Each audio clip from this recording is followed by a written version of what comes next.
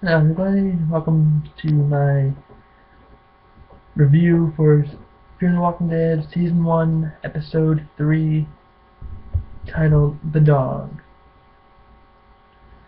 Okay, so, as I actually predicted we would not see a dog, so I was wrong in that prediction.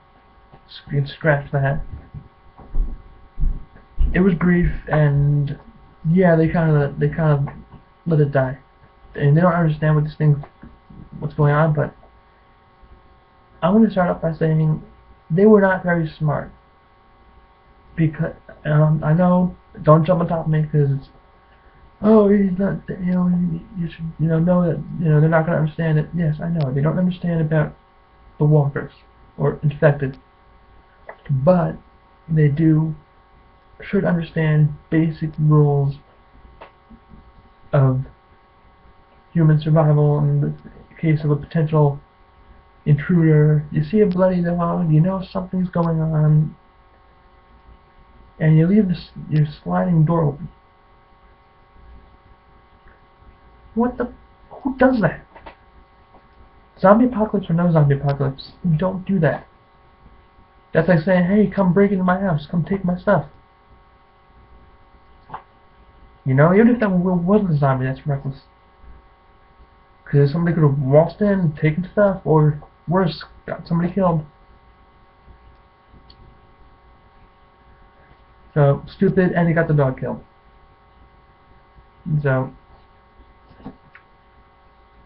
this is not about my affinity for animals, why I said that, what I just said, but that it could have been a lot worse.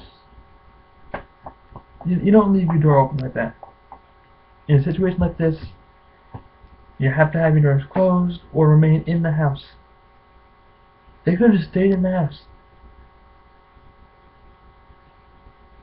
They would have been fine.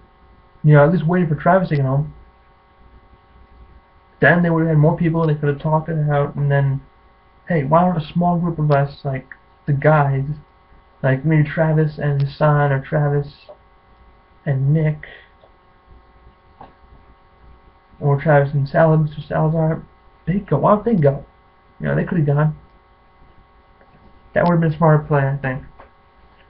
Okay, so opening, there were more riots, and people weren't really paying attention to what was going on. A cop was getting eaten in the middle of the road, and nobody was really,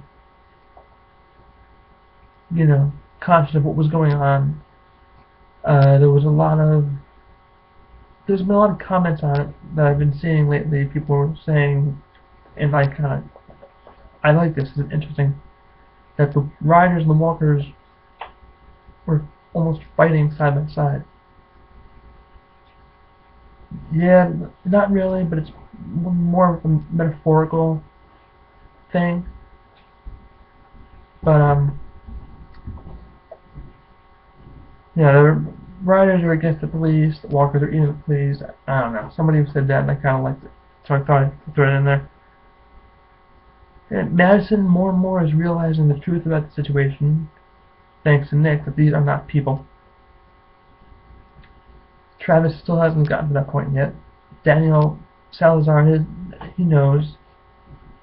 He knows what's going on. He understands. They're not people. Nick understands. Tobias understands, even though we haven't seen him in this episode.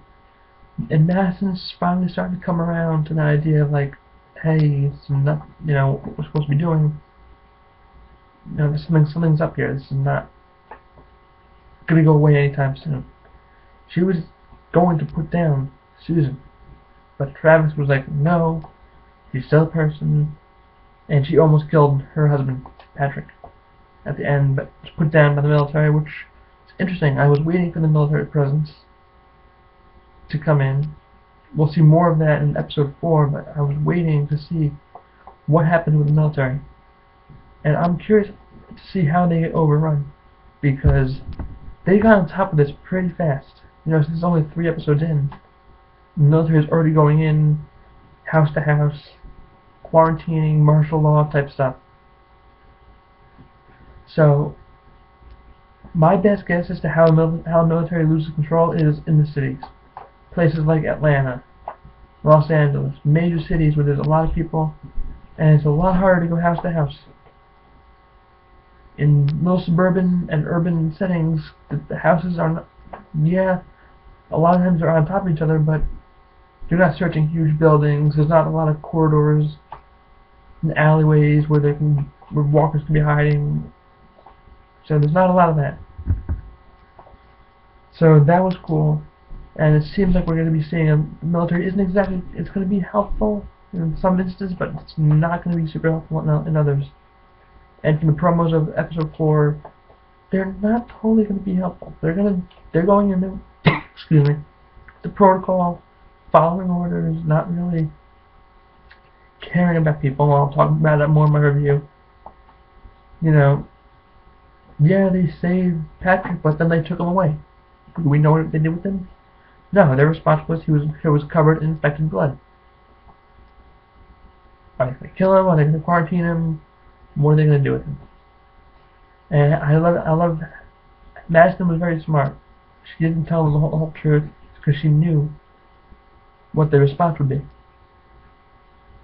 Their response would be to just quarantine everybody or whatever they did with Patrick. That would be their response. So they gotta play it smart. And Madison's being the smartest one so far. Okay, so we have Nick, Daniel, and Madison and Tobias are the 4 smartest people in the show so far. Then it just goes downhill from there. So Travis is still weak. Oh yeah, Salazar teaching Chris about guns. I like that. He wasn't telling him to go around shooting people. It's good to know. And I think Travis was wrong for telling him not to do that. Playing along with the not closing the door, which got the dog killed. They're playing with Monopoly. I mean, I get that they want to keep Alicia in the dark about it, but come on. They're going to have to tell her something eventually. She's going to have to know.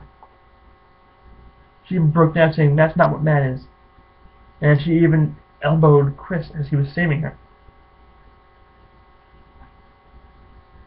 I'm like, he was talking to you, you dummy. I don't know. Stupid. Okay. My Zeke Zombie Kill of the Week is the awesome headshot by the military of Susan. I had a feeling that one of the survivors would do something when we get there, possibly, but I didn't expect the military to just do that. That was cool. Okay, count down my top 5 moments. Number 5 is the riots and the ignorance and that whole crazy scene in the beginning. Number 4 is that some characters, are so weak. Travis is still weak, and that dynamic is still there. 3, that Madison is realizing the truth a little bit more. That, she's starting to step it up. 2, the gun lessons, and 1, the military showing up. So those are my top 5 moments. Did the zombie, the walker / infected kill of the week. And the rating, I give this one a not. You know what? I'm gonna give this one a 10 out of 10. Plain simple. This is like the turning point of the show. It's only gonna get better from here. Alright? Well, that's gonna be it for this video, and I will have my predictions up shortly. And once again, I'd like to apologize for the lateness of this upload. The past week has been crazy. I had a wedding stuff going on. I'm gonna try and upload them sooner. But I will get my predictions up right after this. Peace.